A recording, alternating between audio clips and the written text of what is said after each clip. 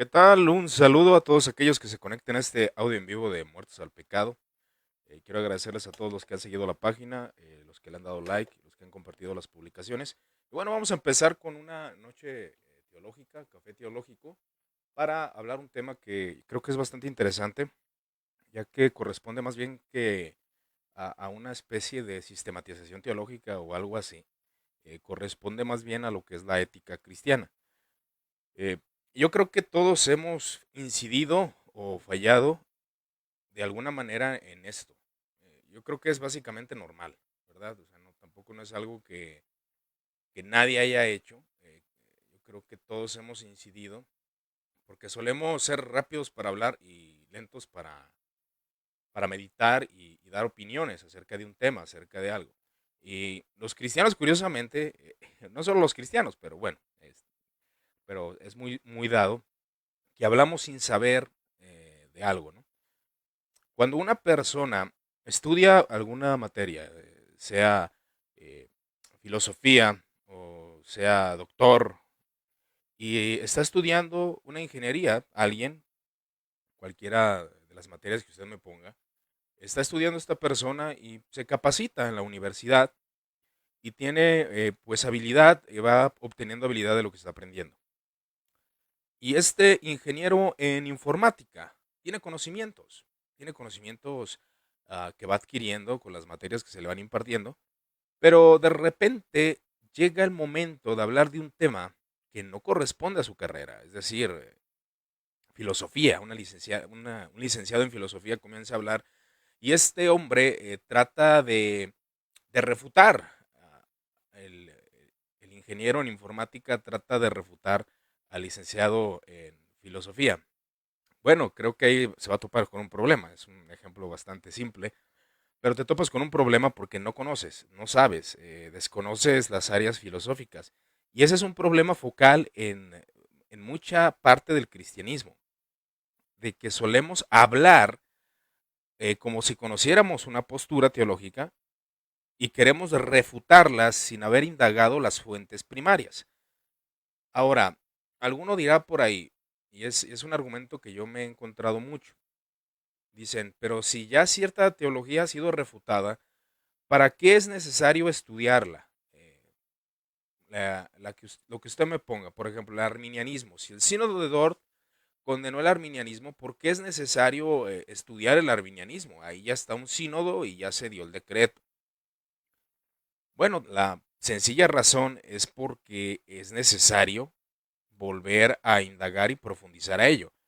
Porque si nosotros vemos en la historia, por ejemplo, el sínodo de Dort condena el arminianismo como herejía, pero después de un tiempo se declara la libertad de religión y el arminianismo pues se le da la oportunidad de poner sus iglesias, iglesias arminianas, entre otros detalles. Esto no habla de que haya sido lícito cierta teología o no, y menos en un contexto donde nos encontramos que el Estado y la teología estaban unificadas. Pero el ejemplo que doy es para dar a entender de que siempre alguien, cuando indaga las fuentes, ¿por qué motivo debe de indagar? ¿Por qué debe de volver a las... Si el teólogo fulanito ya lo hizo, ¿por qué otra persona debe de hacerlo? Bueno, la sencilla razón porque somos hombres y a veces nos inclinamos bajo ciertos sesgos de confirmación y creo que es necesario volver a reestudiar. Porque hay un ejemplo bien básico en la filosofía referente a lo que trato de decir. El ejemplo es el siguiente. En el tiempo de la edad cristiana, es decir, en los primeros siglos del cristianismo, el platonicismo, juntamente con el aristotelismo, no había una división. Es decir, la gente no sabía dividir, no sabía ver la diferencia entre Platón y Aristóteles. Pero exponentes de la Edad Media comienzan a estudiar estas fuentes y hacen una división entre aristotelismo y platonismo. Y se empieza a ver esta división dentro de la iglesia cristiana. La iglesia cristiana hace esta división en el medievo y se hace distinciones. ¿Pero por qué lo hicieron? Bueno, lo hicieron porque sabían que no tenían toda la información correspondiente y trataban de hacer una dislucidar. Ahora, en todas las ciencias es necesario volver a indagar, volver a reestudiar. Por ejemplo, las obras de Arrio, que es un tema que hablaba por ahí alguien. Las obras de Arrio, pues desgraciadamente no las tenemos. ¿Y por qué digo desgraciadamente? Sí, sí era un hereje, claro que sí, pero era ortodoxo en unos puntos. O sea, no era hereje en todo. O sea, obviamente cometió la herejía, una de las herejías más graves dentro del cristianismo, pero al poder indagar en sus obras creo que tendríamos más luz, pero sus obras fueron destruidas y por consecuencia pues no podemos leerlas. Y no porque aceptes una teología como el arrianismo o considerar el arrianismo como la doctrina histórica, sino por el hecho de que al indagar las fuentes de esa teología vamos a entender por qué motivo tuvo tanto auge.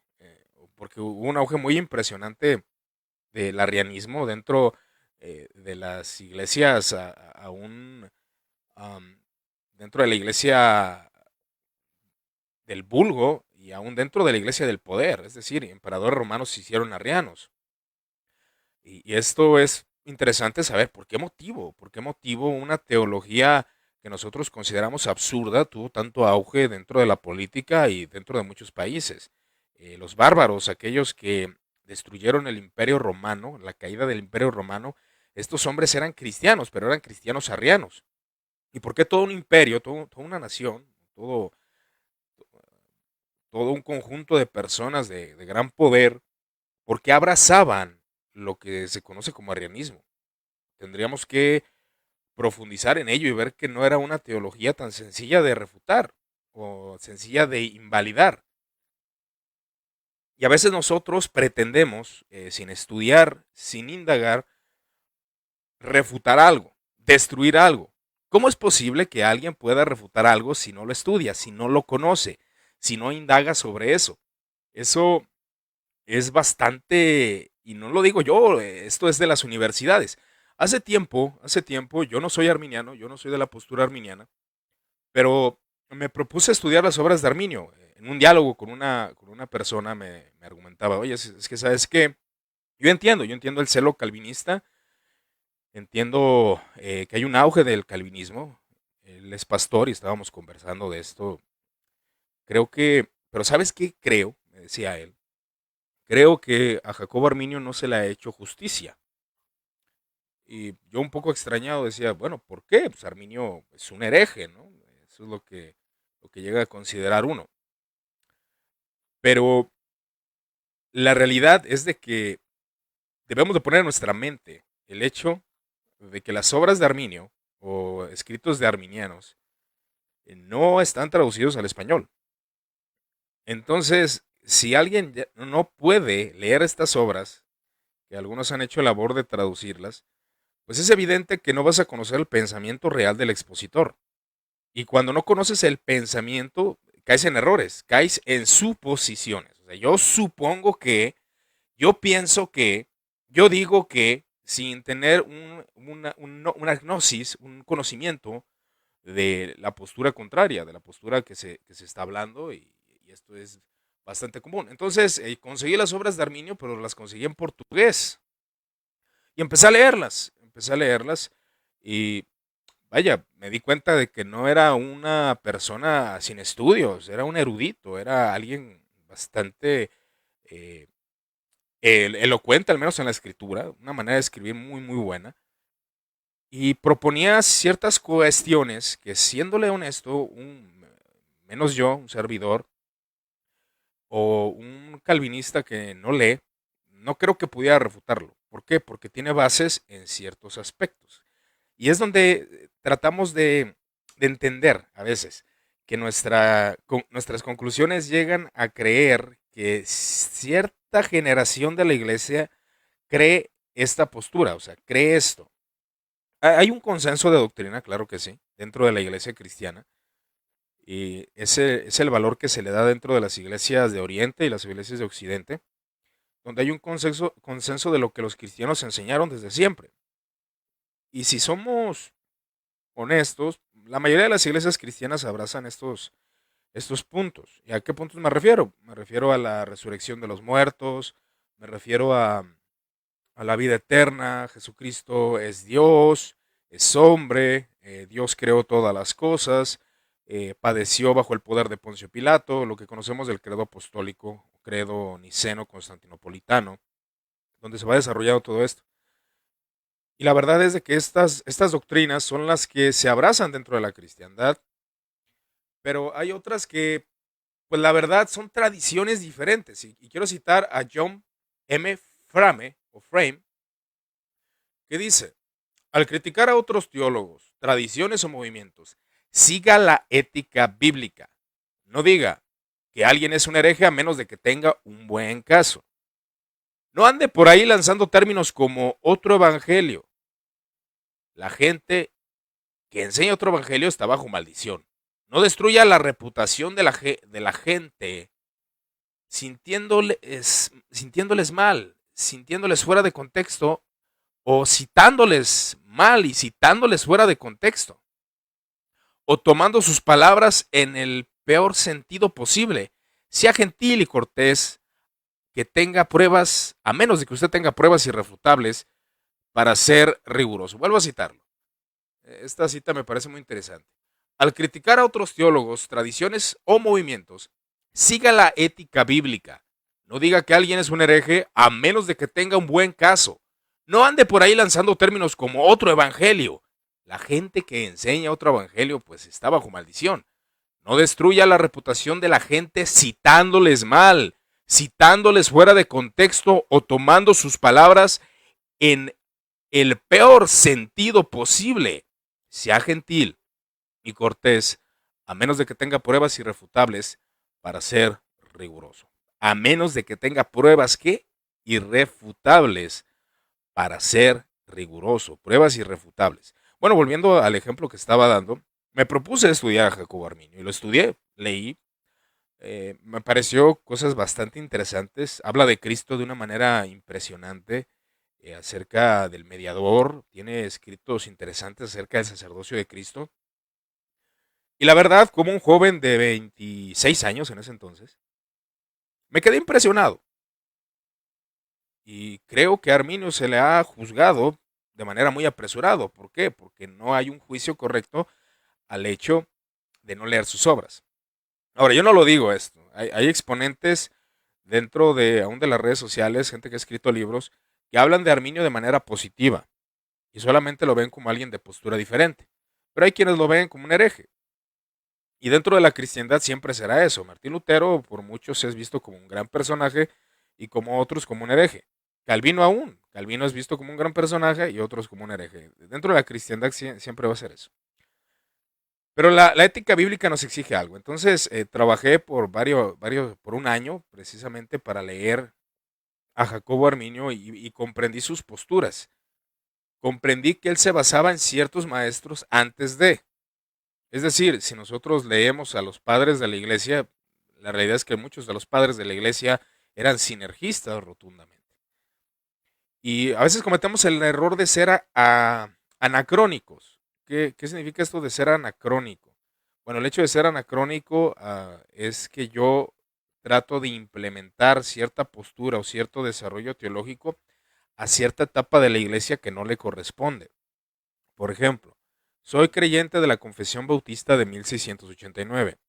Esta Confesión Bautista de 1689 tuvo un desarrollo. Se basó aún en los cánones y en las postulaciones de la Confesión de Westminster, y muchos de lo que postula no viene no lo vas a encontrar en algunos exponentes. No lo vas a encontrar en Alberto Magno. No vas a encontrar el credo-bautismo en la Edad Media. Es decir, por la iglesia oficial. No lo vas a encontrar. Entonces es un anacronismo. No hay esa postulación ahí. Pero la ética bíblica exige algo. La ética bíblica y la ética cristiana nos exige que debemos de ser personas que indaguemos antes de hablar. Ahora, en mi indagación sobre Jacobo Arminio, me quedé impresionado y dije, bueno, juzgué mal a Jacobo Arminio, pero no estoy de acuerdo con él. No estoy de acuerdo en esta y en esta y en esta postura, ¿verdad? Eso ocurre también cuando un arminiano o alguien de otra postura estudia el calvinismo. Bueno, Calvino me impresiona en esto, esto y esto, estoy de acuerdo en esto, esto y esto, pero no en esto. Pero la opinión, y de hecho se me hace muy gracioso uno de los videos que salieron por ahí de este del dinosaurio de Noé. Ahí le estoy dando el anuncio. Curiosamente, él retrató una verdad. Y hay una frase en esa canción que yo creo que usted la conoce, se hizo muy viral dentro de las redes sociales, donde dice, dice este cantante, este hombre, este amigo, ¿no? Compré la Biblia MacArthur, compré libros de Calvino que nunca voy a leer. Y esa frase me hizo tanto sentido porque es una realidad, o sea, tu fundamento teológico lo basas en ciertos exponentes, ciertos predicadores o ciertos maestros, pero no estás leyendo. Y cabe mencionar aún lo que decía John M. Frame, decía necesitamos tener pruebas irrefutables antes de hablar o citar palabras de manera incorrecta. Es decir, si nosotros citamos a alguien, por ejemplo, también estaba platicando con unos hermanos sobre esto, ¿no? Estamos hablando de una frase que dice, yo pensé que el viejo hombre había muerto en las aguas del bautismo. Entonces quedaron así, bueno, pues sí, sí, ¿verdad? Y yo lancé una pregunta, y esta frase es de Martín Lutero, y lancé una pregunta y les dije, ¿pero a qué bautismo se refiere? ¿Se refiere al bautismo en el Espíritu? ¿Al bautismo en agua? ¿A qué bautismo se refiere? Y así como que todos se quedaron, no, pues yo pienso que se refiere al del Espíritu. No, pues yo pienso que se refiere al del agua. No, pues yo pienso que se refiere eh, al bautismo del Espíritu Santo. Y cada quien postuló que creía que se refería a una frase de Martín Lutero. Bueno, ese es un problema normal dentro de cualquier libro, o sea, no solamente la hermenéutica no es una materia cristiana, es una materia universal. Los que estudian leyes, los que estudian filosofía, todos ellos pues manejan esta herramienta, ¿no? La hermenéutica, los que leen libros, los que escriben libros, utilizan esa herramienta del contexto, de la correcta interpretación de las escrituras y de cualquier libro, ¿no? De cualquier cuento, para leer a Cicerón, para leer a Friedrich Nietzsche, para leer a cualquier exponente, se necesita interpretarlo correctamente o tratar de interpretarlo correctamente. De hecho, ya es algo que he comentado por ahí mucho tiempo, de que hay gente que se dedica a interpretar a Friedrich Nietzsche, o sea, no es fácil lectura, leer a Heidegger, leer a una Kant, leer a cualquier filósofo, necesitas un contexto. Hay materias o hay libros que no vas a entender si no tienes una introducción. Ahora, ¿por qué la gente no lee la institución de la religión cristiana o por qué no lee cualquier comentario de Calvino? Que hay comentarios muy sencillos. De hecho, la institución de la religión cristiana se considera pues un libro sencillo precisamente porque fue escrito para que la gente pudiera aportarlo y pudiera leerlo. Pero hay cosas que no se entienden a primera lectura. Entonces, agréguele eso, agréguele de que usted no lee la postura contraria, aparte, si la lee, la interpreta mal. Bueno, no lo digo que usted, yo he cometido ese error. Interpreté mal a este exponente. De hecho, una vez estaba leyendo a Guillermo de Ockham y lo interpreté mal. Estaba leyendo a Pannenberg y lo interpreté mal. Porque no estaba leyendo con atención y dije, no, aquí hay un error. Y ya después pues lo corregí. Pero agrégale eso, es la comprensión lectora, el conocimiento que usted tenga y pues la habilidad que usted tenga. Entonces, créame que no es tan sencillo como parece. No es tan sencillo como parece. Aún los grandes maestros conocidos dentro de la iglesia han cometido sus errores exegéticos. Y esto cabe mencionar que hay muchos errores exegéticos dentro de nuestra teología. A veces tratamos de embonar a fuerza ciertas interpretaciones, ciertos contextos y tratamos de embonarlo, ¿no? Volviendo al ejemplo de Arminio, lo leí y postulé. Es que Arminio creía que el libre albedrío era suficiente para poder creer. Bueno, yo conocí las obras de Arminio, las leí, estuve dedicándome tiempo a leerlas y me di cuenta de que no, él creía que el libre albedrío estaba corrompido y que era necesario un poder externo, un poder que le diera esa gracia para poder creer. Ahora, eso le conoce como la gracia preveniente. Pero la realidad es de que Jacobo Arminio, pues sí, declaraba, al menos en términos generales, que creía en una depravación total. No, es que Arminio cree que por cualquier pecado la salvación se pierde, que si que si tomaste una cerveza, que si te enojaste, ya perdiste tu salvación. Bueno, ese es un hombre de paja, no es verdad. No es verdad. Y ahí es, y también he visto en las redes sociales como muchos, no, es que los calvinistas, que salvo siempre salvo, que pueden hacer lo que quieran y van a ser salvos siempre. No, eso no es verdad, eso no enseña el calvinismo. Eso no enseña la doctrina reformada. Enseña que cuando un hombre ha sido regenerado, sus afectos son cambiados y pues no quiere incidir en eso, en esos pecados. Sino no significa que no pueda incidir, pero no quiere incidir o pretende no incidir. Pero yendo a este exponente, Arminio, pues me di cuenta, ¿no? Me di cuenta de que no era tan fácil pues refutarlo. Porque pues mencionaba un exponente, citaba a San Agustín, y a mí se me hacía bien curioso porque Arminio cita a Agustín lo mismo que Juan Calvino. Entonces, dentro de una postura o de otra, pues la verdad es de que hay muchas formas de interpretar a los expositores. Para todo esto, a lo que voy es de que, pues sí se necesita estudio, hermano. ¿Sí? Así de sencillo. Se necesita estudio. Pero bueno, aquí tenemos, saludos hermanos, estamos prestos a aprender. Gracias, Ariel. Aquí está el estimado Ariel. Que dice, pon reggaetón, ¿no? ¿Qué pasó, hermano? ¿Qué pasó? Dice, acá le está respondiendo, pon, pero del cristiano, reggaetón cristiano. Pero sí me toca con unción, me da el administración loca, dice. Oren por mí, soy pastor Omar, sufro ciática, sí. Muy bien, Omar, vamos a estar orando por ti. Tienes problemas con tu ciática, esperemos en Dios. Igual vamos a ponerlo en oración. Claro que sí, Omar. Aquí nos hablan de la Biblia, solo, aquí no hablan de la Biblia, solo doctrinas de hombres, dice. ¿Qué onda con la música dramática? Ok, aquí parece que están teniendo alguna conversación. Pero bueno, el punto focal de todo esto es de que, bueno, necesitamos adentrarnos hacia el conocimiento de lo que creía John Wesley, ¿no? Entonces, pues cabe con esto, ¿no? Con esta problemática de la interpretación de los textos. No todos tienen comprensión lectora, desgraciadamente, y no tenemos. O sea, esto es una exhortación para que pues, nos la pensemos dos veces, hermanos, antes de abrir la boca, antes de escribir en el celular, antes de escribir en nuestro teclado, ahí sentados en la comodidad de nuestra casa, de una teología sin haber leído pues, al menos 2 o 3 libros. Eso es de ley, ¿no? Y a las conclusiones que llegué era de que Arminio, bueno, ante el consenso primitivo, pues no era un hereje. Ahora, pues usted, si es calvinista, pues lo va a considerar equivocado. Bueno, hasta ahí está bien.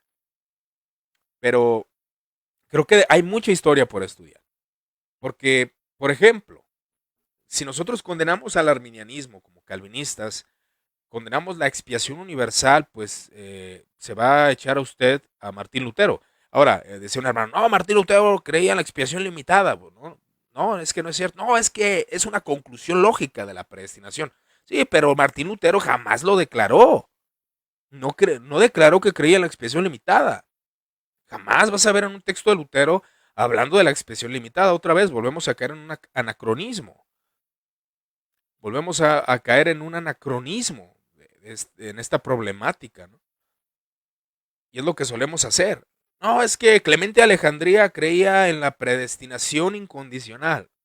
Clemente de Alejandría creía, imagínese usted, Clemente de Alejandría bautizando gente mayor. Claro que lo hacían, pero ellos bautizaban, tenían paidobautismo. Imagínese usted a la iglesia primitiva, es decir, a la iglesia de los padres de la iglesia, predicando una hora de sermón con cantos. No, ellos no lo hacían así. No lo hacían así, también es un anacronismo. Ellos enfatizaban en la cena del Señor. De hecho, el, el culto por excelencia era la cena del Señor. Y la predicación es probable, o la lectura bíblica duraba cierto tiempo, pero era más el tiempo que le dedicaban a la coinonía. Porque son contextos históricos bien diferentes. Ahora, ¿qué es lo que ocurre comúnmente dentro del mundo teológico? Bueno, la realidad es de que solamente se toma ciertas cosas que creían ciertos exponentes. Solamente se toma ciertas postulaciones. Es como lo hacemos ahora. Bueno, yo admiro a Calvino, dice por ahí uno, pero pues yo no creo en el paidobautismo como él lo creía. Mm, Yo no creo en la salmodía exclusiva, yo no creo que el servicio tenga que ser así, de esta forma. Y así hay muchos calvinistas que no se adaptan al, a la postura total de Juan Calvino. Pero a fin de cuentas todo esto nos muestra algo, que si no vamos a poder o si no indagamos acerca de alguien, pues no vamos a tener fuerzas para poder deducir la teología de alguien o un cualquier filósofo, cualquier maestro. Y creo que ahí es donde entra esta responsabilidad ética. Ok, vamos a hablar de algún tema y esto es bien común. No, no, no, es que el luteranismo cree esto, cree lo otro, estaba mal. ¿Pero por qué? No, es que la consubstanciación o como se le conoce, la presencia real en la cena del Señor es algo extraño, es muy católico. Ah, sí. Bueno, pues vamos a ver por qué motivo. Y o sea, la interacción que hubo dentro del protestantismo, que hubo, hay una reunión donde estuvo Martín Bucero, Martín Lutero y Zwinglio, me parece, que Lutero pues no estaba de acuerdo en la manera que proponían la cena del Señor, ¿no? La proponían de una forma simbólica. Esta es una manera simbólica, decían ellos. Y Lutero decía, no, no, no, ustedes no somos del mismo espíritu, no pertenecemos a la misma fuente, dice él, ¿no? Enojado, molesto, pues se levanta, ¿no? Y dicen algunos que golpea la mesa y dice, este es mi cuerpo, enojado Martín Lutero, porque pues no había un consenso ahí. Y esta faceta no se conoce. Esta faceta por muchos pintan a Lutero y a Calvino como grandes amigos cuando aún el luteranismo estaba prohibido en Ginebra. Y es algo que muchos ignoran, ¿no? Pero ahora nos vemos de manera diferente. Al menos los protestantes sabemos que dentro de cualquier confesión cristiana pues hay salvación. Siempre y cuando se predique el evangelio en sí mismo, ¿no? Que Cristo muere por nuestros pecados y resucita al tercer día. Eso es un punto rotundamente focal. Ahí es donde ya los personajes que están estudiando pues saben que Cristo se revela de manera sencilla y la salvación no es un por conocimiento de gnosis. Ahora bien, entonces la ética cristiana, qué nos enseña? Nos enseña que debemos de leer una postura antes de hablar. Aquellos que son calvinistas, si van a hablar acerca de otra denominación, acerca del dispensacionalismo, acerca del amilenialismo, acerca del arminianismo, luteranismo, anabaptismo, etcétera, etcétera, etcétera. Bueno, lo que se tiene que hacer es leer esas fuentes primarias y no se debe de hacer lo siguiente. Yo le recomiendo que no lo haga. Es una recomendación nada más. Usted sabe si lo hace o no. Cuando usted vaya a leer acerca de una postura, no lea a un calvinista hablando del arminianismo. O sea, léalo. Pero no se base rotundamente en él. ¿Por qué? Porque el escritor se va a concentrar en algo, en algún punto. Y esto es común, es como, bueno, me está escuchando usted ahorita en este momento, pero yo no me estoy concentrando en algunos puntos que a lo mejor usted está viendo al escuchar este audio, está usted tomando en cuenta, bueno, él no está considerando esto, no está considerando este punto, no está considerando esta cuestión. Entonces, ahí usted ya tiene un análisis y hace una crítica. Ah, bueno, entonces si usted va a leer del calvinismo, no lea a Gigi Ávila, que claro que no tiene un libro de calvinismo, pero no, usted tiene que leer la fuente. Si usted va a hablar de Calvino, no lea los blogs que hablan del anticalvinismo, no. Lea a Calvino, lea la institución, lea sus obras, para que usted tenga un panorama acerca de la doctrina. La honestidad teológica es eso, hermanos. La honestidad es no hable de lo que no sabe. Esa es la honestidad teológica, es una ética. Y ahora, como dice Frame, pues lanzamos maldición con la gente, contra la gente. A ver, hermano, usted y cómo inició en el cristianismo. Mucha gente inicia dentro del catolicismo. Mucha gente inicia dentro del pentecostalismo. Yo inicié en una iglesia pentecostal. No voy a condenar a los pentecostales de herejes, por favor. Claro que no. Eso no se puede hacer, porque el evangelio es sencillo, hermanos. A veces se entiende de una manera tan sencilla y la salvación, el Señor es tan compasivo y misericordioso que no necesitas tener una comprensión total de las doctrinas. A veces no entiendes absolutamente nada. Entiendes lo básico, entiendes que Él murió por tus pecados, resucitó y eso es suficiente para redimir a un hombre, más desde la postulación de la justificación por la fe. Pero ahora cabe mencionar que los reformadores pues, no lo veían así, ¿verdad? Dice aquí soy pente, dice Coco Canto, soy pente hereje. Ese hereje es de las asambleas de Dios, hermanos. Cuidado, ¿eh? Ya dije que eres de las asambleas de Dios. Saludos allá al estimado Coco Canto. Dice un hombre en griego, no sé qué diga.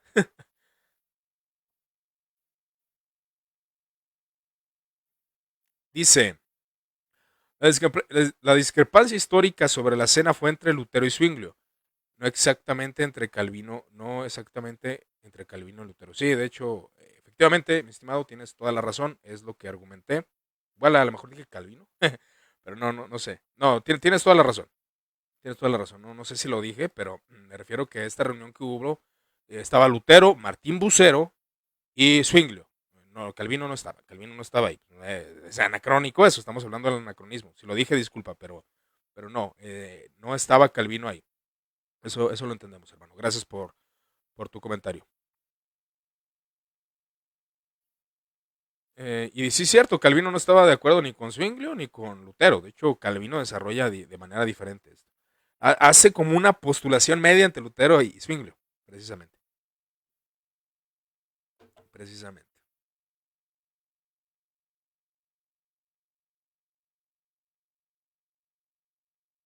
Sí, efectivamente, a eso me refiero, al encuentro de Zwinglio y Lutero.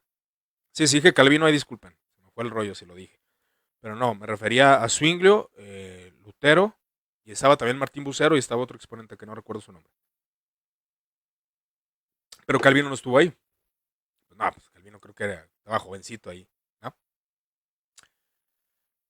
Dice, en un mundo perfecto, así sería. La realidad es que llega cantidad importante sobre falacias.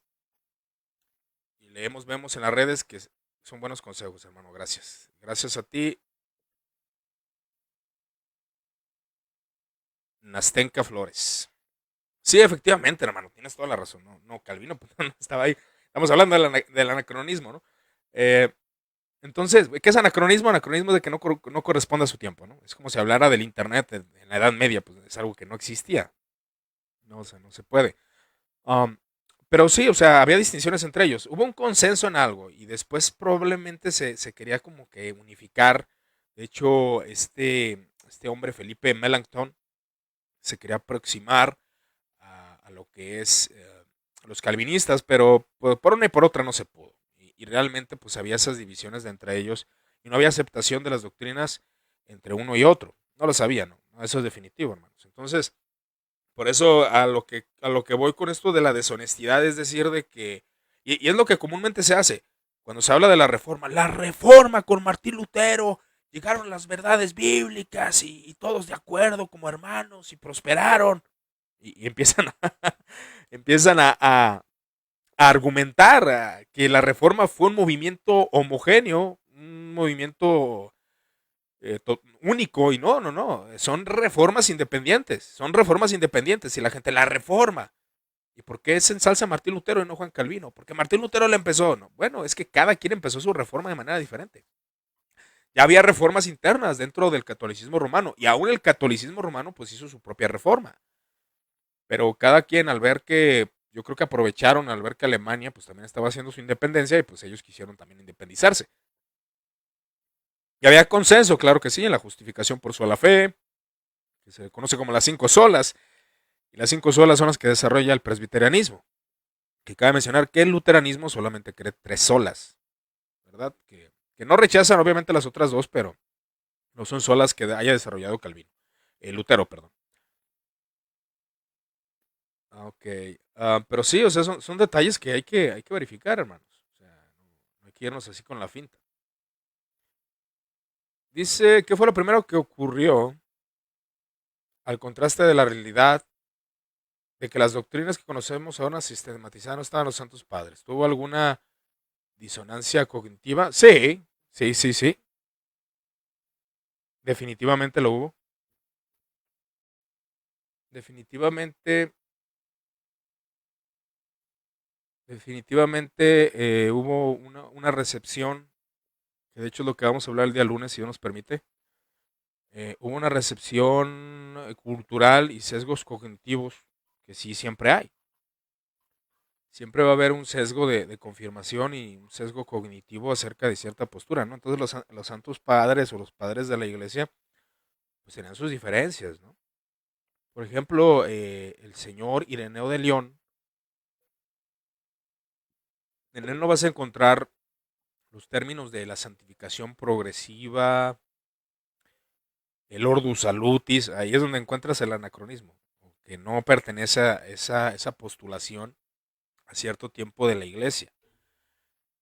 Ireneo creía en un término platónico que se le llama homousios theo, es decir, semejante a Dios. Lo que se cree en esto es de que el hombre va siendo semejante, el hombre va siendo transformado para hacerse semejante a Dios.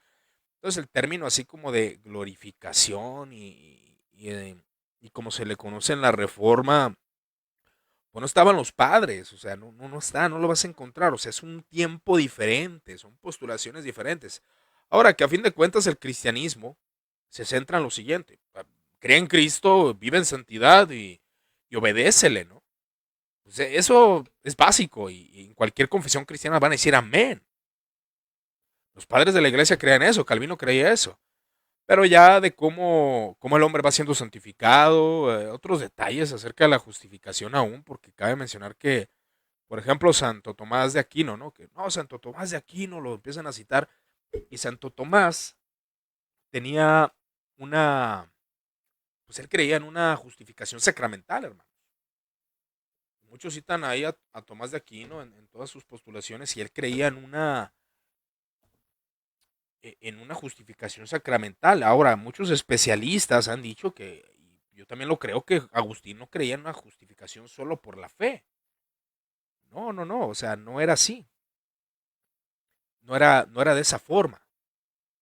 Entonces es lo que les digo, o sea, la deshonestidad está en generalizar que toda la iglesia de Cristo, la iglesia verdadera, se sometió a ciertos preceptos teológicos, cuando no es así.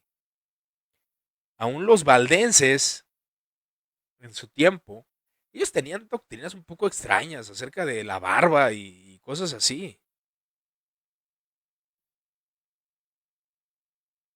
Es así.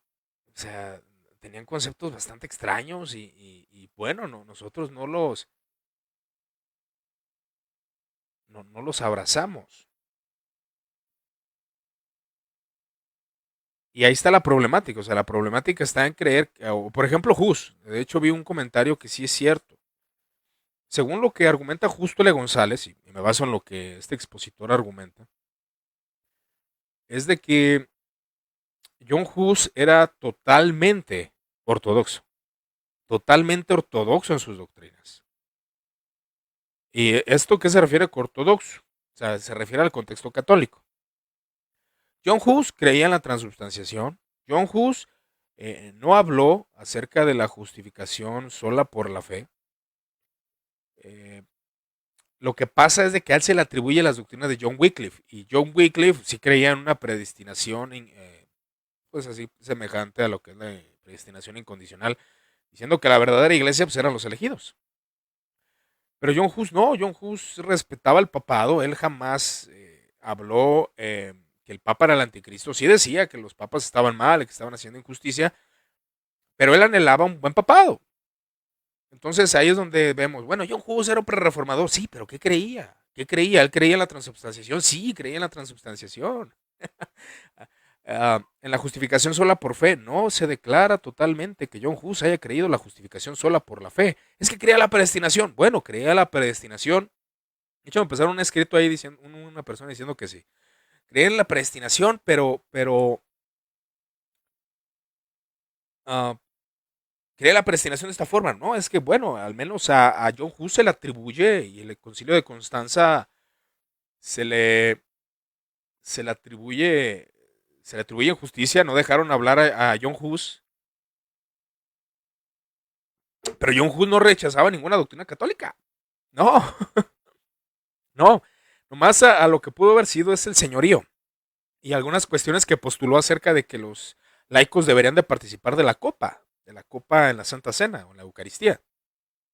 Eso es lo que John Hus proclamó y es considerado hereje. John Hus por la Iglesia Católica es condenado, pero era un prereformador, pero este prereformador, ¿qué estaba postulando?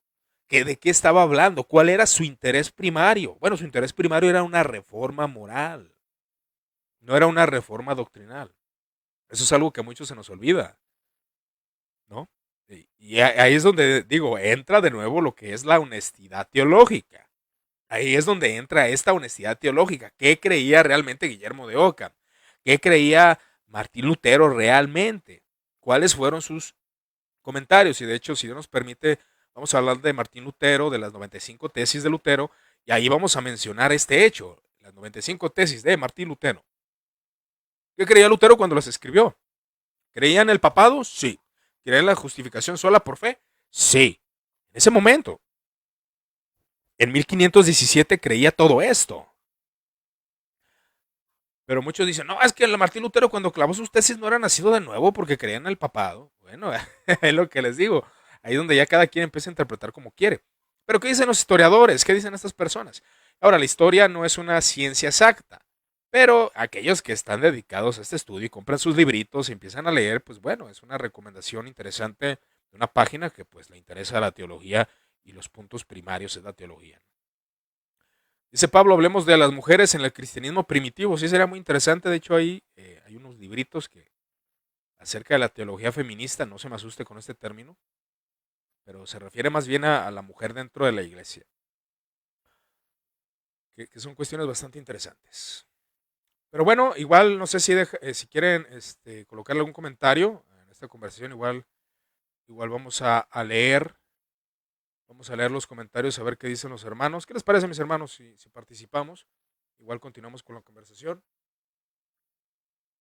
Aquí seguimos. Vamos a continuar con esta conversación. Igual aquí seguimos. ¿Qué les parece si ponen sus comentarios? Y vamos dándole lectura a lo que se puede argumentar referente a este tema, ¿no? Que a fin de cuentas es el punto de que necesitamos ser honestos. Porque yo creía que John Hus, John Wycliffe y Martín Lutero pues, estaban de acuerdo en todo. Pero no, John Hus no, basándome en argumentos de Justo L. González, no creía en una reforma doctrinal, él quería una reforma moral. Y es muy diferente. Usted sabe que una reforma moral solamente son los cambios de ciertos puntos, pero no es un cambio de estructura, de estructura teológica. Aún Martín Lutero, cuando empezaba a exponer él acerca de la justificación sola por la fe, él no creía que esa doctrina estuviera en contra de Roma. O sea, él se mantenía tranquilo con sus opiniones y no la consideraba oficial. Y esto a mí me parece muy interesante porque algo que es una realidad es de que dentro de la escolástica, dentro de las universidades, sí se daba oportunidad de diálogo. Es decir, de que un exponente divagara, hablara de ciertos temas. Y es una opinión netamente personal. Igual usted puede diferir de lo que voy a argumentar ahorita. Pero si Lutero, si no hubiera estallado la reforma protestante con Martín Lutero, yo pienso que la justificación sola por la fe hubiera sido una doctrina tolerada. Hubiera sido una doctrina tolerada. O no hubiera llamado mucho la atención. Pero como llamó demasiado la atención, pues bueno, ahí es cuando ya la Iglesia Católica en el Concilio de Trento pues busca contrarrestar el boom protestante. Él intenta contrarrestar el boom protestante.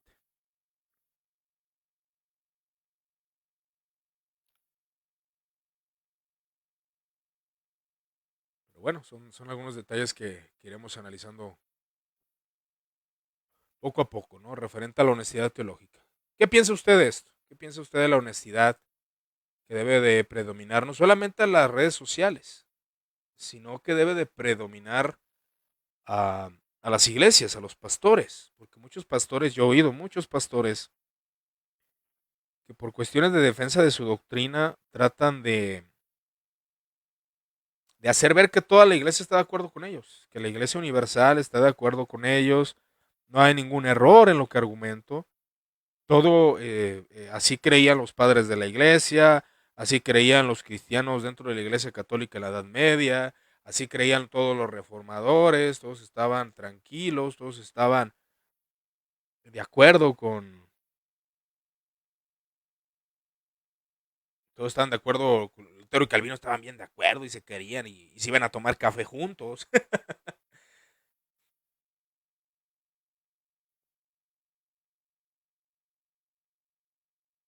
Ok, a ver, vamos a ver qué dice aquí. Creo, vamos a ver el comentario del estimado Sael. Permítame unos segundos nada más. Creo que el pensamiento reformado americano es el que ha moldeado nuestra cosmovisión e interpretado a los reformadores. Exactamente, hermano. Ese es un grandioso punto. Por eso ahora creemos que Lutero sostenía la inerrancia, así como la entendemos ahora que Calvino era creacionista de la tierra joven. Fíjate, estaba leyendo la confesión de Chicago y bueno, es que Lutero rechazó libros, o sea, sí los metió al canon, pero sí rechazó libros, o sea, sí rechazó lo que es Apocalipsis y Santiago, aunque algunos dicen, ah, ya después se arrepintió. Pues no se ve por ningún lado que se haya arrepentido, de hecho, pues ni estudios de Apocalipsis tiene, ¿verdad? Entonces, ahí él está, no le está quitando de la importancia, pero no está demeritando ciertos libros. Entonces, la inerrancia habla, o al menos la inerrancia de la Confesión de Chicago, dice que la Biblia en temas científicos, en temas de cualquier índole, no se equivoca. Y bueno, eso está análisis, hermanos, porque podemos ver que hay ciertos errores en el sentido no de que Dios haya querido que hay un error ahí, o sea, más bien, por ejemplo, que el sol se detuvo, vaya, el sol se detuvo. Nosotros sabemos que el sol no se detiene, el que se detiene es la tierra. Pero a fin de cuentas el punto es lo milagroso, o sea, eso es lo que el escritor está enfatizando. Dios detuvo el tiempo. Pero hay muchos que se empeñan a ver a la Biblia como un libro de ciencia, cosa que Oriente jamás, jamás vería las cosas así. Pero bueno, es lo que les digo, las honestidades teológicas tendríamos que ver todo esto, ¿no? Dice Elohim, Elohim, que dice, brother, ahí, porque se ponen nombres tan raros, brother. ¿Por qué, brother? Saludos, brother. Dice, ni Lutero ni los prereformadores, ni Zwinglio, ni aún el mismo Calvino serían considerados ortodoxos en muchos círculos denominacionales de hoy. Menos los teólogos medievales, no, los teólogos medievales no me los queman, brother. Porque sí, los teólogos medievales, como San Anselmo de Canterbury, Santo Tomás de Aquino, Alberto Magno, que fue el maestro de Tomás, vaya, tienen postulaciones bien diferentes. Y eran científicos ellos eran científicos. Y curiosamente, pues el término de inerrancia no lo mencionan. De hecho, la Iglesia Católica fue la base para los desarrollos científicos. O sea, lo que los exponentes teólogos y maestros expusieron. Padres de la Iglesia, la honestidad intelectual demanda tolerancia y libertad de cátedra en cualquier espacio de diálogo teológico. Vaya, hermano, ese comentario está muy, muy bueno. Estoy de acuerdo. A fin de cuentas, llegaríamos a ese punto. Necesitamos tolerancia de cualquier tipo de diálogo. Ahora, ¿había tolerancia en la Edad Media? ¿La Inquisición quemaba medio mundo? Decía Justo L. González, leyendo el tomo de la historia del cristianismo y leyendo otros exponentes, oscurecer demasiado la Inquisición tampoco es bueno. Decir que la Inquisición fue justa y limpia tampoco es bueno. Había un punto medio. Y a lo que voy es de que dentro de la escolástica sí había oportunidad de diálogo, sí había oportunidad de desarrollar. De hecho, las críticas hacia el Papa en el medievo, cuando ocurrió este declive papal, y te estoy hablando del declive papal cuando ocurrió el cisma de Oriente, perdón, de Occidente, el cisma de Occidente, donde había tres papas, había dos papas y luego hubo otro que se agregó, fue el tiempo de John Hus. Y se hacían críticas al papado y a Guillermo de Ockham jamás me lo quemaron. Eso creo. Eso creo que no. La verdad no sé cómo murió Guillermo de Ockham. Pero, pero hubo exponentes que criticaban. Erasmo de Rotterdam era uno de los que quería reforma moral. Y hacía críticas al papado. O sea, sí había cierta libertad, ¿eh? O sea, no era tan cerrado todo. Claro que sí, se quemaban herejes y todo esto, pero hay que analizar cada caso independientemente. Que había injusticias, sí, es como el código penal de ahora, ¿no? Hay injusticias, pero también había ciertos. Pero es algo que después analizaremos. No estoy diciendo que quemar herejes sea bueno, pero debemos entender que el Estado, o al menos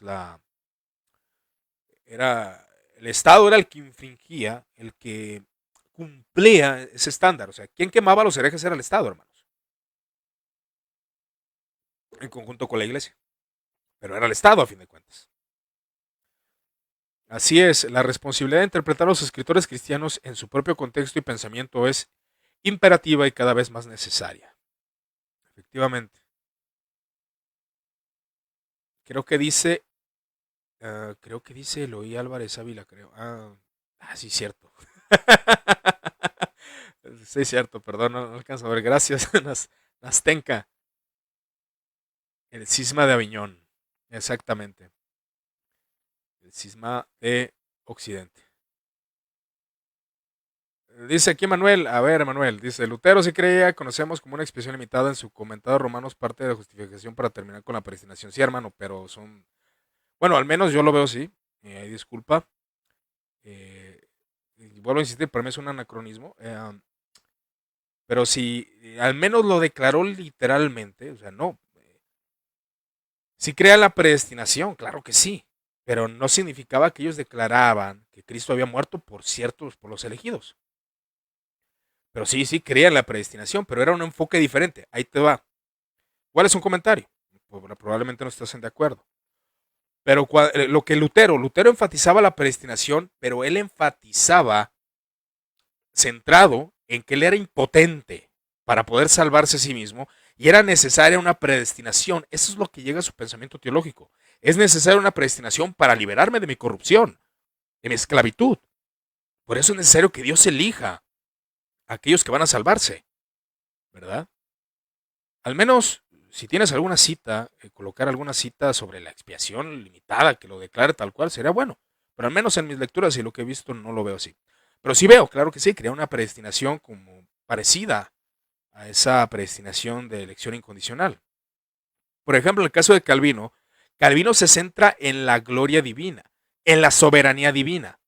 Por eso él trata, claro que toma de lo que Lutero dice, pero él se enfoca más a presentar la predestinación como un punto soberano, es decir, Dios gobierna todas las cosas y por consecuencia trae a los elegidos. Cuando Lutero a lo que va es a la libertad que se puede tener por medio de la predestinación. Son puntos muy diferentes, dirá alguno, bueno, es que los dos creían eso mismo. No, es que uno enfatizaba más en una cosa y el otro en otra. Esa es una verdad. No es lo mismo que yo hable 5 minutos de algo que lo hable 40, 50 minutos, ¿no? O sea, Calvino hablaba de la soberanía de Dios y del gobierno de Dios de una hora y Lutero lo hablaba 15 minutos y después se enfocaba en la corrupción, ¿no? Y en esos detalles. O sea, son los enfoques. Pero bueno, Manuel, creo que eres calvinista. Creo que ya, creo que cuál es el punto, ¿no? De esto de la expiación limitada. Eh, pero bueno, al menos no se ve tal cual una expresión limitada de esa forma, ¿no? Que declare Cristo muere solamente por los electos. No, ahí nosotros llegaríamos a una conclusión. Es que crea la predestinación y por consecuencia crea lo que se conoce. Ahora, son debates, hermano. Ahora sí que son opiniones, aquí cabe mencionar. Pero bueno, al menos no se ve tal cual un tulip desarrollado en Martín Lutero. Eso es a lo que voy, al punto que voy. Igual esto está de debate, hermano. Por ejemplo, Calvino, hay un debate entre si Calvino creía la expiación limitada, aunque muchos dicen que él creía en la expiación, la cual consiste en que es suficiente para todos, pero eficaz para los elegidos. O sea, Cristo Jesús muere por todos, pero solamente es aplicable a los elegidos. Pero es un debate, hermano, es un debate nada más. Dice Abraham, ya llegué. Bienvenido, Abraham. Es que ese es mi nombre, pues sí, brother, pero pues es que está ahí medio raro. Saludos, Emanuel. Gracias por tu comentario. Igual sí sería interesante. Igual sería. Calvino era calvinista de 4 puntos. Eso es lo que yo creo.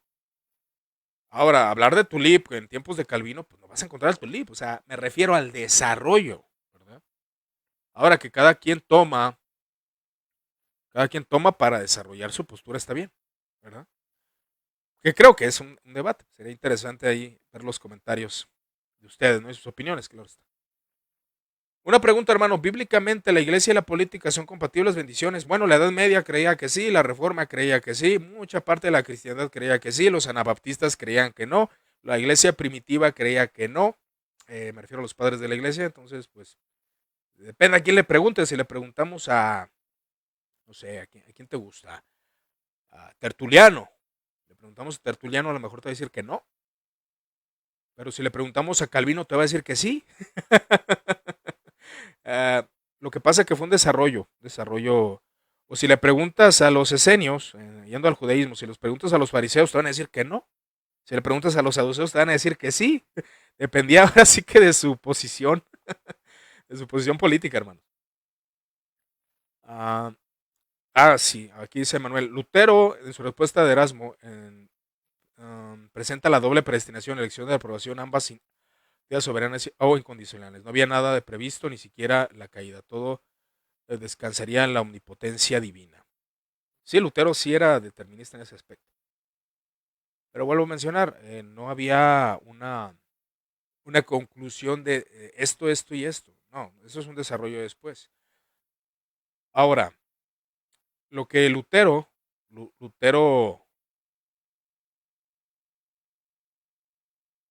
acerca de la omnipotencia, pero sí había declaraciones. Cristo Jesús muere por todo el mundo. Y las hay en Lutero. Comentario de los romanos también, precisamente lo dice. Entonces, es lo que te digo.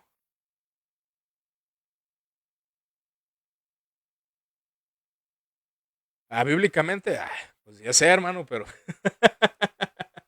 pero pues si yo te voy a decir que sí, yo sí veo compatibilidad en la política.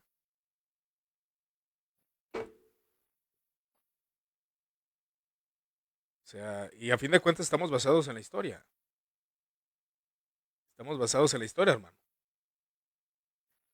Ahora, si a mí me preguntas, claro que sí es compatible, pero ¿en qué sentido? Es que vivimos en un contexto de un cristiano no gobierna. Pero yo creo que es compatible en el sentido de que el cristiano, y esto es lo que muchos han pregonado y en eso nos basamos, que el cristiano debe de gobernar. Por ejemplo, si está en una posición política, el cristiano tiene la capacidad de, con su cosmovisión, gobernar y legislar leyes conforme al cristianismo. O sea, sí, la política, la Biblia es un libro que habla de política, o sea, sí son compatibles. Pero aquí el punto sería desde qué perspectiva lo ves. Ahora, no es lo mismo una reforma o un catolicismo medieval que para ellos por ejemplo, Martín Bucero creía que iglesia y Estado estaban unificados, ¿no? Depende mucho de la apreciación, pero yo creo que son compatibles, en el sentido de que hay muchas postulaciones bíblicas acerca del gobierno, cómo se debe de gobernar. Claro que sí, en ese sentido sí, hermano. En ese sentido sí. Pero había anabaptistas que creían que no. ¿Por qué? Pues eran antibíblicos. Bueno, porque veían que pues, el gobierno cristiano estaba dividiendo o estaba cayendo en corrupción, entre otros detalles, ¿no?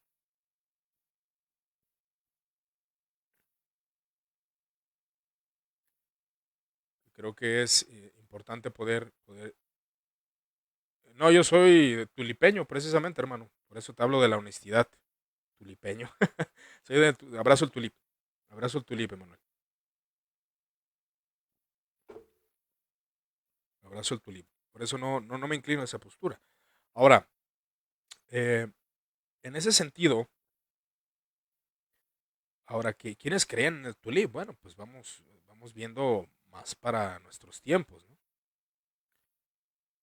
El infierno está abierto hoy en día. Ahí Abraham, en cuanto al estado post-mortem, es muy especulativo, ¿verdad? Pero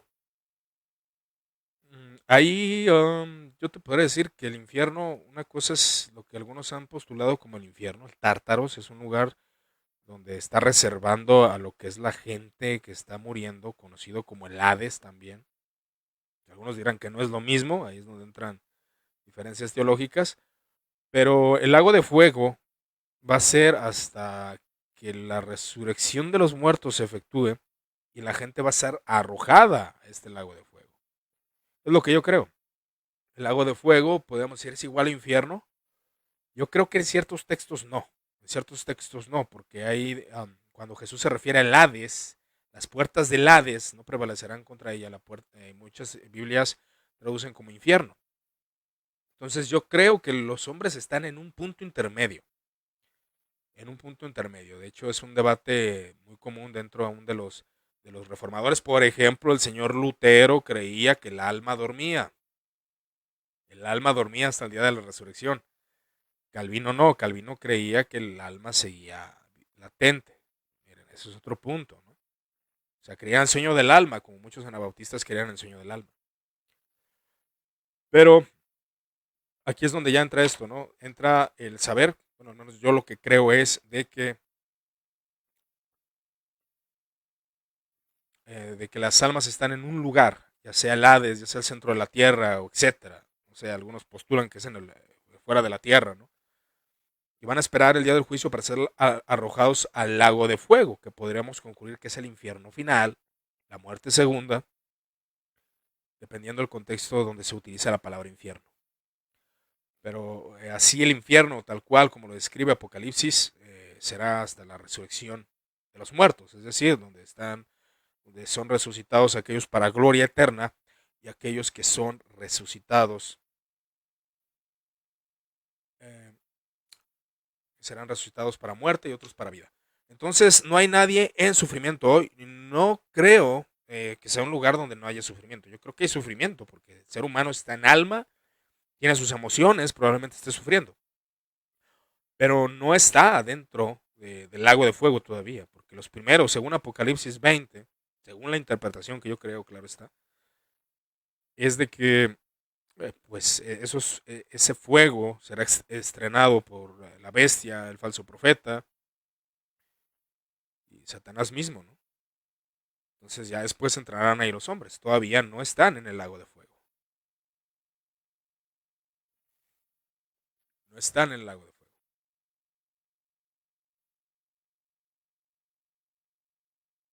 Y será interesante tratar lo de Lutero.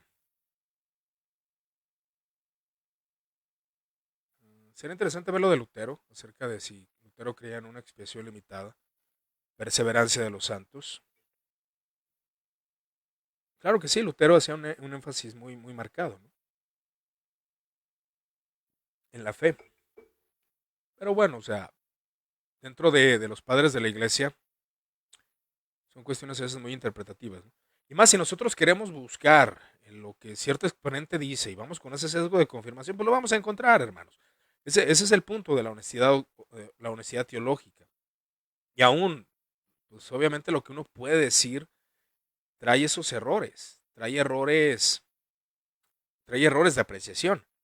Pero ya cuando una persona indaga, estudia, analiza, profundiza, pues bueno, mis hermanos, ahí, ahí es donde está el punto de que debemos de ser corregidos. ¿Qué opinas del arminianismo clásico? Pues el arminianismo clásico se puede considerar como un arminianismo reformado. Ahora, el problema de nosotros, así como lo hacemos con los calvinistas, o lo que se hace con los calvinistas, aquellos que abrazamos esta postura, es de que generalizan. No, dentro del calvinismo hay diferentes posturas. Hay diferentes postulaciones, aún un calvinismo sacramental, que es lo que venía comentando ya de tiempo atrás. Hay diferentes postulaciones. Entonces, dentro del arminianismo también hay diferentes postulaciones, pero el arminianismo clásico se puede considerar como un arminianismo reformado, ¿no? Eh, lo que Arminio declaraba era acerca de la perseverancia de los santos. De hecho, lo menciona tal cual ese término, la perseverancia de los santos. Dice, no estoy diciendo que el cristiano pierda su salvación, decía a veces él, pero hay textos que aparenta que dicen eso, ¿no? Y de hecho son textos que dentro del cristianismo ha habido dos escuelas, ya sea la escuela de que cree que la salvación se pierde o que no se pierde. Siempre ha habido esas escuelas dentro del cristianismo. Hay padres de la iglesia que afirman ciertos aspectos que parece que la salvación se pierde. Entonces creo que el arminianismo clásico es más ortodoxo que ahora, que muchos dicen, no, que el arminianismo de ahora, pero no, es que a veces no es arminianismo, hermanos, a veces es semipelagianismo o pelagianismo a veces. Creo que el arminianismo clásico debe ser estudiado y entendido, porque el arminianismo clásico creía en la depravación total, creía que sin la gracia el hombre no podía ser salvo, creía que el cristiano debería de perseverar, y había que es posible que hubiera, o al menos lo que ellos declaran, de que si alguien se pierde es por el hecho de apostatar de la fe, no por pecar, sino por apostatar, por rechazar a Cristo. Y algo dentro del cristianismo de la reforma pues era algo difícil, ¿eh? ¿Por qué? Porque pues, era un país cristiano. Había quien se apartaba de Cristo rotundamente, pero pues, no era bastante común, ¿verdad? Ver a personas renegando de Cristo en ese tiempo. No, no lo era. Al menos de boca, ¿no? Ah, entonces creo que debe ser analizado, Josué. Debe ser analizado el arminianismo clásico porque no es las postulaciones que muchos creen ahora. No son las mismas postulaciones. Eh,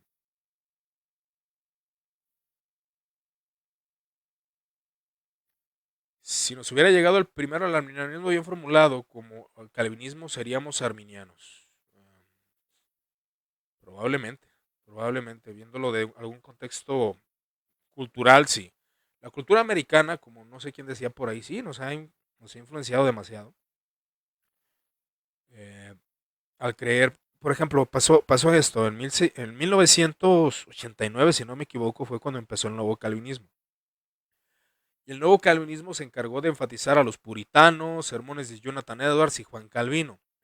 Pero en su sermón te vendían de tal forma el sermón que te hacían creer que Juan Calvino y Jonathan Edwards estaban bien de acuerdo en todo. Te hacían ver que el calvinismo de Jonathan Edwards era el mismo calvinismo que Juan Calvino. No, nada, es muy diferente en muchos aspectos. Y pues, que los puritanos estaban de acuerdo con los reformadores, creo que también viene siendo un anacronismo impresionante, ¿no? La diferencia rotunda entre el puritanismo y la primera generación de reformadores. Creo que ahí es donde cada quien debe ser bien analítico, ¿no? Pero sí, el cristianismo que nos vendió Estados Unidos o el calvinismo que nos vendió Estados Unidos es un calvinismo muy fantasioso, no es un calvinismo real histórico, ¿verdad? No lo es. Bueno, al menos así yo lo veo, ¿verdad? Igual tengo problemas por estas declaraciones. Pero sí, o sea, yo así lo veo. Porque pues un calvinismo, al menos aquellos que son presbiterianos, un calvinismo tratan de ellos de indagar, se basan en sus confesiones reformadas. Ahora, es bien curioso, muchos llegan a jactarse por su tradición, pero créanme hermanos, he visto iglesias presbiterianas que no enfatizan en lo que muchos están enfatizando ahora. O sea, a veces son iglesias presbiterianas nada más de tradición, pero no de predicación. Eso es algo que pues es triste, ¿no? Hermano, ¿qué opinas del metodismo y el pentecostalismo? Bueno, el metodismo también al menos John Wesley lo que enseña, porque bueno, John Wesley creía en esa posibilidad de apostasía o pérdida, es decir, la salvación se podía perder. John Wesley era un predicador de fuego, creo que hay muchas cosas positivas dentro del metodismo, pero el metodismo suele ser, al menos enfatiza en las doctrinas principales, 7 primeros concilios ecuménicos, si no es que menos, y dan oportunidad a ciertos aspectos doctrinales, tienen más libertad en muchos aspectos. Curiosamente el metodismo, a pesar de ello, tiene muy buenos maestros. Dentro del calvinismo se da mucho la rigurosidad, y dentro del metodismo, al menos es una opinión, yo he visto algo de ser liberales, ¿no? No todos, cabe mencionar, pero sí hay cierto punto. Pero hay muchas cosas positivas en el metodismo, y el pentecostalismo clásico pues también tiene sus cuestiones positivas, ¿no? Pero sería un análisis acerca del metodismo y el pentecostalismo, brother. O sea, ahorita yo creo que no podría darte un panorama muy general, ¿no? Dice, a mí me interesa saber, dice Loreta Fabiola, a mí me interesa saber, aquí ya me tapó esto, un segundito. Ok, ya estamos de vuelta. A mí me interesa saber el propósito de una enfermedad determinada en el ser humano. Dios es un Dios de propósito. Entonces está tratando con esa persona y con las personas que rodean al enfermo. La providencia divina es un tema muy difícil porque a veces pretendemos saberlo todo. Es decir, caemos en la problemática de creer saber qué Dios está haciendo en nuestras vidas. Y es un tema bien profundo. Pero el punto, Loreta, así de manera muy sencilla, es al menos las escrituras acerca de la providencia divina, es de que Dios, de manera soberana, Él solo sabe por qué motivos, y probablemente al cristiano le dé el entendimiento de por qué motivo está sufriendo. Sí, hay un trato de Dios. ¿De qué motivo es disciplina? ¿Es enseñanza? ¿Es para algún propósito X? No lo sabemos, solo lo sabe Dios. Y el creyente debe de saberlo conforme al proceso. Pero evidentemente el Dios soberano que controla todas las cosas está trabajando en un propósito. Claro que sí, Dios trabaja en un propósito. Aunque el ser humano no entienda qué está pasando. Eso es evidente. ¿Por qué? Porque nuestra mente siempre va a estar bastante limitada referente a cómo Dios actúa. Pero la realidad es de que Dios obra para bien y hace las cosas con propósitos eternos. Claro está. Dios es un Dios que hace bien al hombre. Entonces en eso debemos de confiar. Es un Dios que se compadece del hombre. Dice, como son todos calvinistas por moda, muchos sí, de hecho muchos que han sido calvinistas por moda, pues ya no son calvinistas. Ya. Yo he visto cómo muchos han dejado el calvinismo, sencillamente por eso. Aquí le contesta a Loreta, voy a leer el comentario, sin lugar a dudas, el estado más vulnerable del ser humano. Creo yo que cuando enferma, no solo el enfermo sufre, sino todos los que le rodean. Y el sufrimiento es una escuela muy, muy, muy, muy importante. Alguno decía por ahí que la mejor teología se hace desde el sufrimiento. ¿Y esto qué quiere decir? Bueno, el sufrimiento nos ayuda a considerarnos vulnerables, a reflexionar, a aprender, entre otros detalles, ¿no? Pero bueno, mis hermanos, regresamos en un minuto, sigo aquí en el audio. Les pido que cualquier pregunta que tengan. Ok, estamos de vuelta en el vivo. Acá nos coloca una pregunta, ¿cómo podemos acudirnos? La teología es americanizada y ser honestos con nuestra teología. Ir a las fuentes, hermano. Ir a las fuentes, no hay otra. Ir a las fuentes del cristianismo, ir a las fuentes, ir a las fuentes de los escritores originales y pues hacer una reestructura de nuestra teología. Yo creo que es algo que muchos han hecho. Yo vi muchos que empezaron como nuevos calvinistas y se hicieron presbiterianos, se hicieron bautistas particulares, ¿no? Entonces, creo que lo que tenemos que hacer, al menos, no creo que todos quieran porque no es una disciplina fácil, pero pues sería volver a las fuentes, volver a las fuentes, leer las fuentes, ¿no? Y aquí una invitación que nos han hecho muchos hermanos, y creo que es una invitación excelente, es a aprender inglés, porque la mayoría está en inglés. Entonces yo creo que es difícil hacer una reestructura totalmente, ¿no? Interpretar a todos los exponentes es difícil, pero creo que las fuentes, ir a las fuentes es la conclusión, ¿no? ¿Qué música es? Esta música que puse es música gregoriana, de hecho es el credo apostólico, por eso me gusta mucho. ¿Qué pasó? ¿Ya terminó? No, no ha terminado, pero ya estoy a punto de terminar. Buenas noches a todos.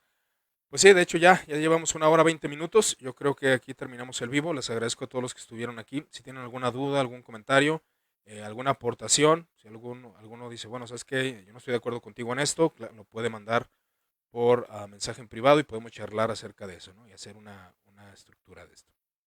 Pero bueno, voy a leer los últimos comentarios. Dice Josué, buenas noches, hermano. Dice Josué, personalmente creo que la teología debe estar centrada en la cultura judía para entender la gran magnitud del pacto. Eso es lo que postulan otras personas. Eh, y es lo que muchos han intentado hacer. De hecho, los judíos mesiánicos es lo que han intentado. Pero pues se caen en extremos. Y la verdad, siempre vamos a caer en extremos. Es muy difícil. Pero creo que el amor debe de gobernar nuestras conciencias, en nuestras mentes, y sobre todo de nuestros pastores, ¿verdad? Porque bueno, yo soy un cristiano laico. Soy una persona que le gusta estudiar, le gusta leer, pero no soy pastor. No soy pastor, entonces Dios quiera que nos dé pastores que pues tomen en serio la teología, porque es necesaria, pero tampoco no es la solución. Es decir, el intelectualismo teológico no es la solución de los problemas de la iglesia, pero es parte integral y parte importante en el cristianismo, ¿verdad? Entonces, yo creo que sí. Sí, llegaste y ya terminó el live. Sí, hermano, ya tenemos 1 hora 20 minutos. Pero bueno, yo les agradezco su amable atención. Gracias a todos por haber estado en este vivo. Cualquier discrepancia, cualquier comentario, cualquier corrección, etcétera, etcétera, lo pueden hacer sin ningún problema. Yo les agradezco su amable atención y pues ya saben, Dios los siga bendiciendo y pues estamos a sus órdenes.